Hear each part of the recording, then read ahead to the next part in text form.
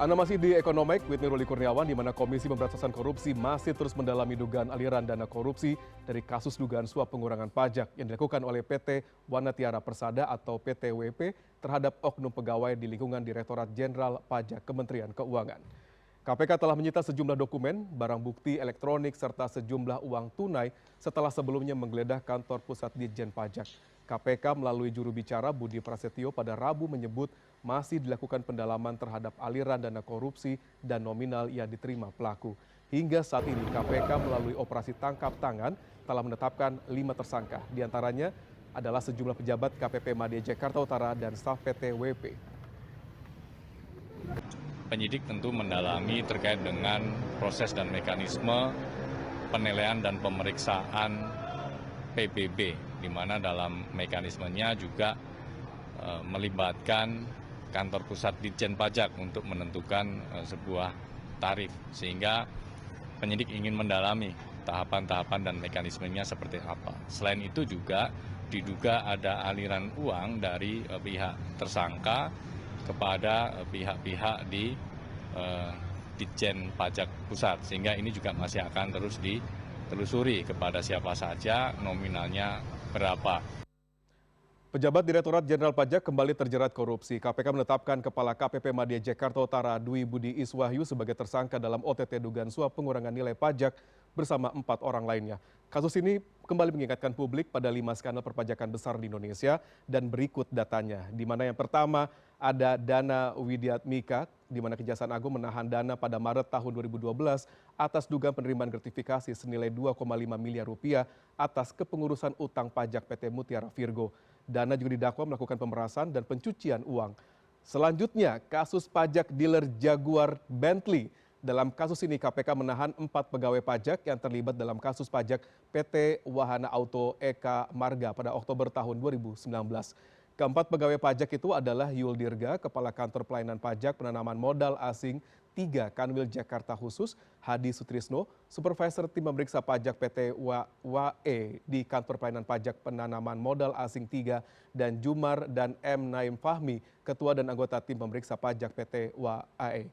Mereka diduga menerima suap 5,3 miliar rupiah pada 2015 dan 2,7 miliar rupiah pada 2016.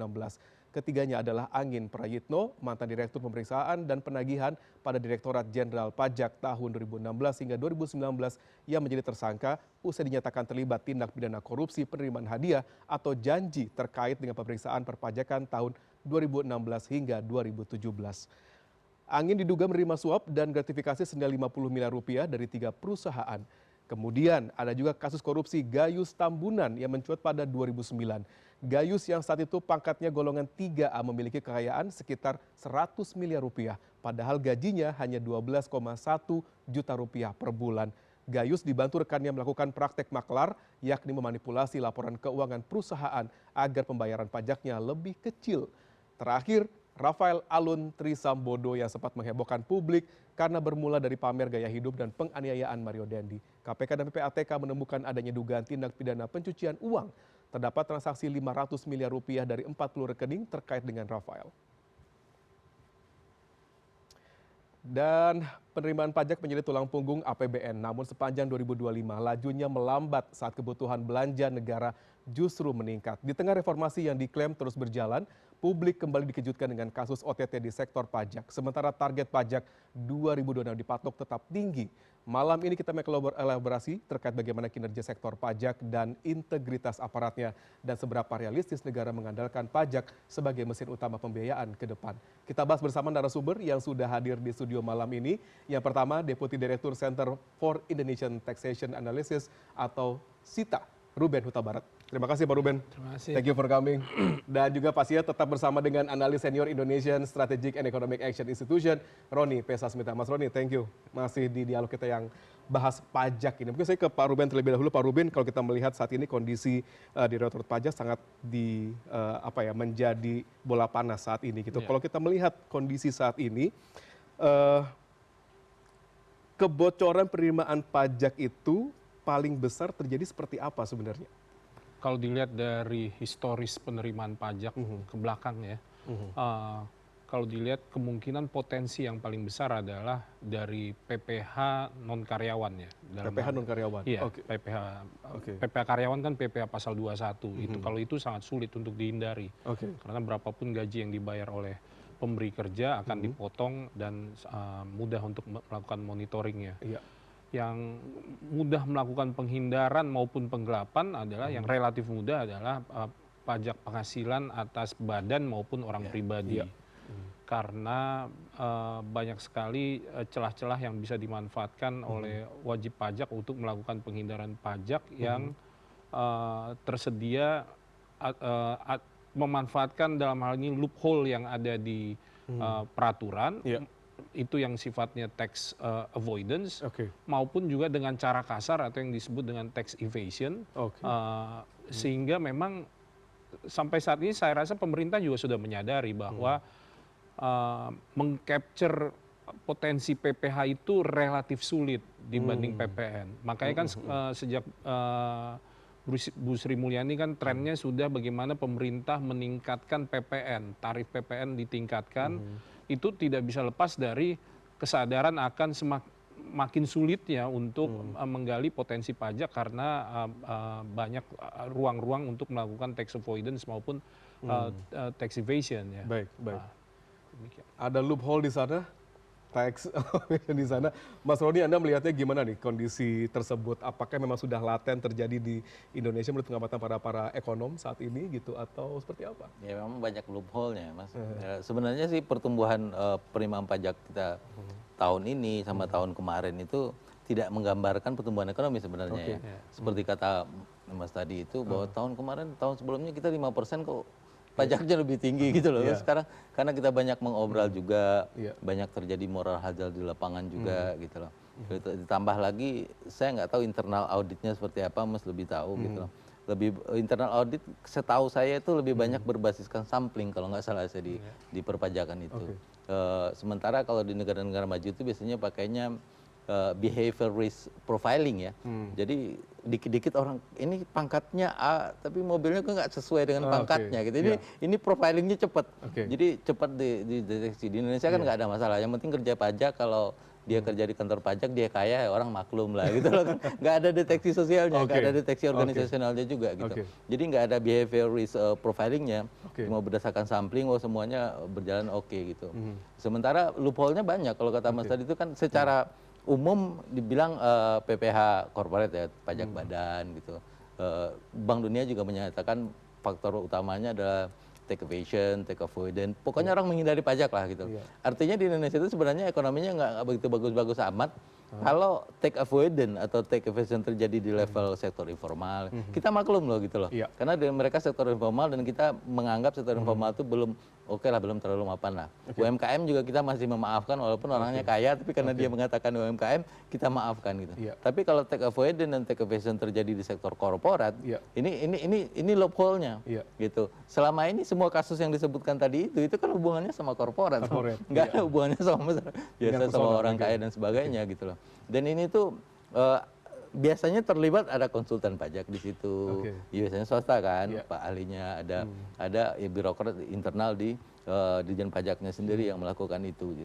Jadi moral hazard itu sudah terjadi dan bahkan saya menemukan beberapa penelitian di tingkat internasional itu, mau dikasih gaji berapapun orang di DPKO itu, kalau peluang untuk korupsi masih ada, mereka akan korupsi.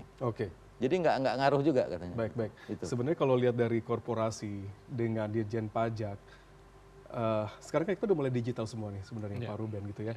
Celah-celah apa yang masih bisa terjadi di sana gitu, terutama terkait dengan keberadaan aparat pajak gitu ya, memang berhadapan langsung dengan para korporasi ini sendiri gitu. Iya, jadi selama masih ada kekuasaan tends to corrupt. Kan? Otoritas pajak ini yang direpresentasikan oleh pemeriksa pajak mempunyai kewenangan untuk menetapkan nilai pajak dari wajib pajak yang diperiksanya. Jadi posisi antara wajib pajak dengan pemeriksa ini tidak akan pernah seimbang karena yang satu memiliki kekuasaan. Kan? Jadi sekarang kuncinya adalah bagaimana secara internal pemerintah memiliki mekanisme kontrol terhadap para pejabat fiskus ini untuk tidak menyalahgunakan kewenangan atau kekuasaan yang dimilikinya, karena kewenangan yang dimilikinya akan tend to corrupt. Gitu. Nah, kalau ini terjadi terus secara, walaupun kita lihat kan jedanya antara yang sekarang ini dengan yang terakhir yang Pak Alun misalnya cukup lama ya, tapi motifnya selalu adalah penggunaan kekuasaan yang dimilikinya untuk mengkoers atau menekan pihak wajib pajak, walaupun juga nggak bisa juga semata-mata disalahkan. Kita menyatakan bahwa wajib pajaknya juga nggak bersalah. Ini kan it takes two to tango juga, ya kan? Kalau dia tidak menanggapi juga, karena kan ada juga upaya hukum yang bisa dilakukan kalau misalnya wajib pajak tidak setuju dengan perhitungan yang dilakukan oleh fiskus. Tapi seperti tadi saya sampaikan, titik berangkatnya pasti akan selalu ada ketika seseorang memiliki power yang lebih dibandingkan pihak yang lain, sehingga otoritas ya oknum ini bisa menyalahgunakan kekuasaannya tanpa adanya kontrol yang memadai. Itu starting pointnya. Mungkin kalau buat orang awam buat mengerti sebenarnya deal-dealan awalnya itu dari korporasi yang minta diringankan pajaknya, tolong dihitungkan supaya lebih ekonomis, atau ada tekanan dari otoritas yang mengatakan bahwa kamu sebenarnya besarnya segini loh, kalau nggak saya bantuin akan begini. Nah kira-kira apa dulu nih yang terjadi sebenarnya? Ya pada proses pemeriksaan atau yang kasus yang terakhir sebenarnya bukan pemeriksaan, klarifikasi dia. Klarifikasi memang pasti akan dimulai dari perhitungan menurut fiskus dulu nih. Fiskus adalah pegawai pajak yang berwenang untuk melakukan klarifikasi atau penelitian. Berdasarkan hasil klarifikasi ini, fiskus mengeluarkan angka berapa perhitungan pajak yang sebenarnya terhutang, kan gitu. Nature-nya swasta tentu kalau bisa permasalahan bisa diselesaikan dengan lebih cepat, tentu mereka akan lebih memilih bagaimana caranya untuk permasalahan ini lebih cepat. Tapi starting point selalu akan dimulai dari jumlah pajak terhutang yang ditetapkan lebih dulu oleh pemeriksa. Sekarang kan responsnya tergantung respons IWP. Apakah dia mau menanggapi itu secara formal atau justru menanggapinya justru dengan cara informal tadi. Tolong dibantu. Ya, begitu itu ininya kan. Tapi pintu itu nggak akan terbuka tanpa ada perhitungan lebih awal dari fiskus. Demikian. Baik. Ada kong kali kong di bawah meja terkait dengan ini, tapi kalau kita lihat sama-sama melihat dari pajak 2025 yang sangat-sangat tertekan di sana, apabila hal ini bisa dikurangi paling tidak, berarti ada kemungkinan 2026 benar kalau Pak Purbaya melakukan hal tersebut, kita bisa beranggapan pajak bisa menjadi salah satu backbone. Tapi kita akan bahas itu sama-sama nanti Pak Mas Rodi dan juga Pak Ruben, dan dialog ini akan kami lanjutkan sesaat lagi. Usai jeda tetaplah di Ekonomi.